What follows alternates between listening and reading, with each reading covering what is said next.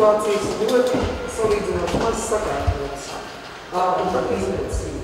Un patiesībā tā pirmā aspekta. Izvesiet,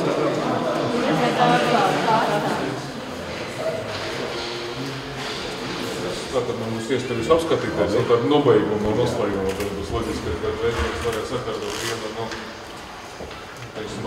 izstādi, priek, ka turpinām, mēs jau runājam par dažām citām lietām. Pilsētas arhitekta un visgalvenākā interese, protams, tas bija arī tātad pirmā pozīcija, no kā mēs atķērāmies funkcijas, ar kurām, protams, mēs reiķināmies, ka visi stacionāri paliek. Ja? Parcelācija, un šis ir tāds varbūt piedāvājums šim projektām objektu, kas ļautu sadalīt kafeju, jo šajā brīdī, teiksim, problemātiski tas, ka tas viss ir saplūts vienā glīzdā, ja, un ka tu patiesībā ļoti grūti. Tātad faktiski tas ir tātad pat nepārveidojot sagums, ja, tas ir šīs te kafejnīcas. Kafejnīcas skaits ir samazināts, ja, bet viņa